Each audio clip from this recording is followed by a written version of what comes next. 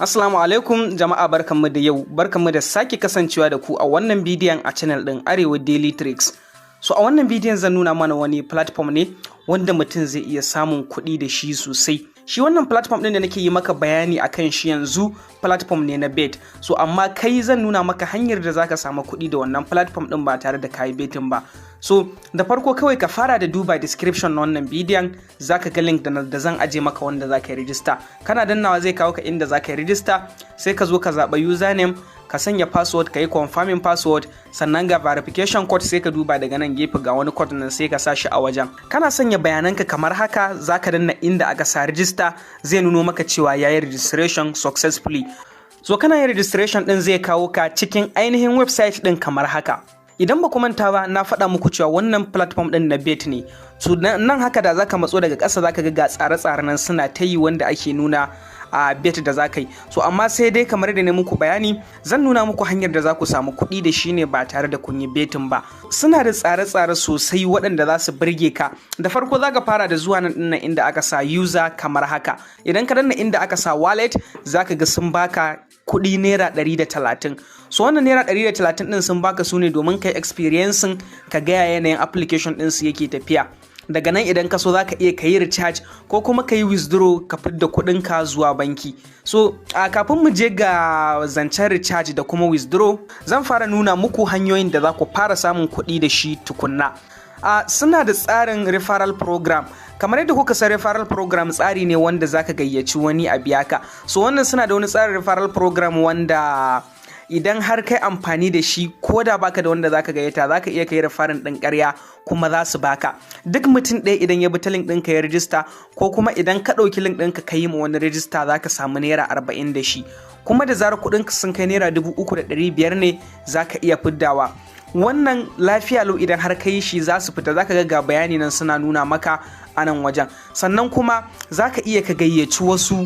Idan ka gayyaci wasu mutanen waɗanda suke ta amfani da wannan platform ɗin, shi kuma akwai yanayin albashi da za su iya baka.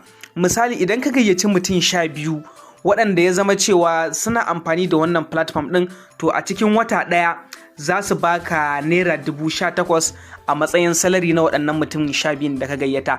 Haka da za ka iya gayyatar mutum 40 waɗanda za su yi amfani da wannan platform ɗin a cikin wata ɗaya, za su baka naira 40,000 kyauta. Sai kuma mutum 80 idan har active users ɗinka sun kai 80,000, za a baka naira 100,000. Idan kuma ka gayyaci mutum 160, za a baka naira 190.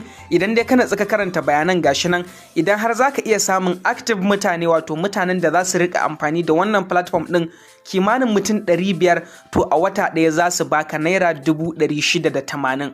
Kuma wannan garanti ne, ba wai ba za su baka ba, in dai har ka samu din za su baka. So amma sai dai ka samu mutane active waɗanda za su rika shigowa kullun suna dan buga game, ko kuma in ce suna yin bet a wannan platform din, kamar zai zama aiki. Saboda a shawarce ma a addinance kaga bet haramun ne, so bai kamata ka gayyaci wani ya je ya bet ba. So amma idan ka dawo daga nan sama, zaka iya kai amfani da shi wannan referral program din, wanda za su baka naira 40 duk mutum ɗaya idan ka gayyato. Abin da zaka yi kawai shine zaka danna inda aka sa invite now.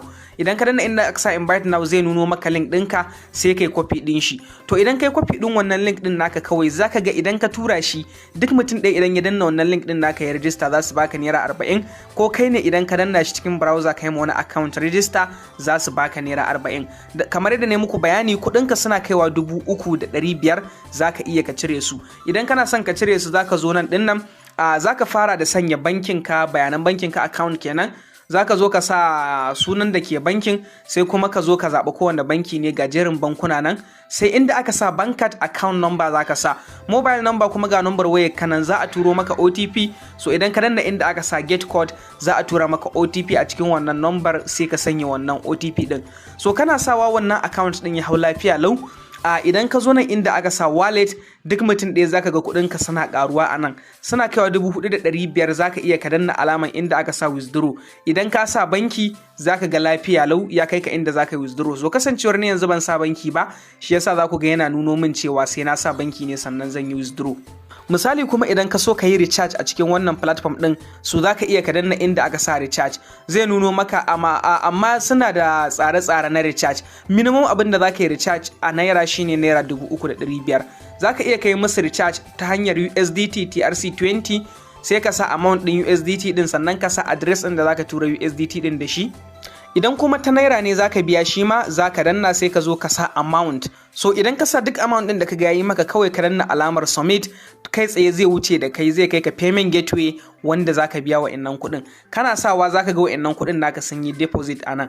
Haka to idan ka hada sai zaka iya ka hada su gaba ɗayan su kai withdrawal din yana shiga nan take ba tare da wani dadewa ba. Sai kuma abu na ƙarshe da zan yi mana bayani shine wa'annan abubuwan da suke nunowa a home. Idan kuka lura za ku ga akwai matches, akwai matching, akwai settle kuma. So waɗannan gaba ɗaya duk wani wasanni ne da suke tsarawa. Misali zaka ga sun nuna maka akwai ƙasa kaza da ƙasa kaza za su yi wasa, to za ka je ka zaɓa. Daga nan ƙasa za ka ga adadin mintunan da suka rage wannan ƙasashen su fara wannan wasan da aka sa.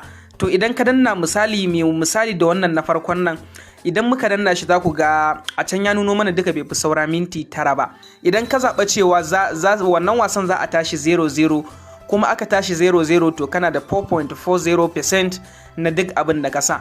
Misali idan naira 100 ka sa kaga za ka samu naira 4.4 kenan. So abin mu za ka ga ba wani yawa gare shi ba.